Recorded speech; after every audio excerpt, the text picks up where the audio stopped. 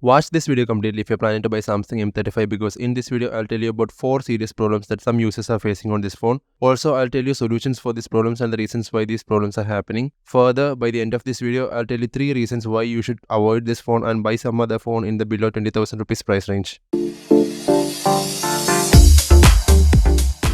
Many of the famous YouTubers are promoting Samsung M35 5G saying that this phone is good because of its Exynos 1380 processor, its 120Hz refresh rate display and its big 6000 mAh battery along with its cooling system. But I'm sure that these people were paid by Samsung to avoid telling the truth about this phone. And you will understand this after watching this video. So the first problem that I'm going to talk about is the boot up issue that is faced by some users. This problem started happening after installing a new software update. This can be a software issue or can be an issue related with the motherboard on the 6GB RAM variant. Anyways, what I could understand is that the software update was not installed properly, which made the phone to go into a boot loop and it is not starting up again. If you're going to the service center, Samsung will say that the only solution is to change the motherboard and they will charge money from you if the phone is not having warranty. The second problem that I'm going to talk about is the hanging and lagging issue whenever you're using the phone. So suppose you're turning off the internet and turning it back on after some time, lots of notifications will come and because of that the phone hangs and does not work properly. This is clearly an example of bad RAM management on the phone. Third problem that I'm going to talk about is screen flickering issue. So this problem can be noticed whenever the phone is having a white background and the refresh rate is set to 120Hz. So in some places the phone finds it difficult to adjust to the refresh rate because of which there is visible flickering like this.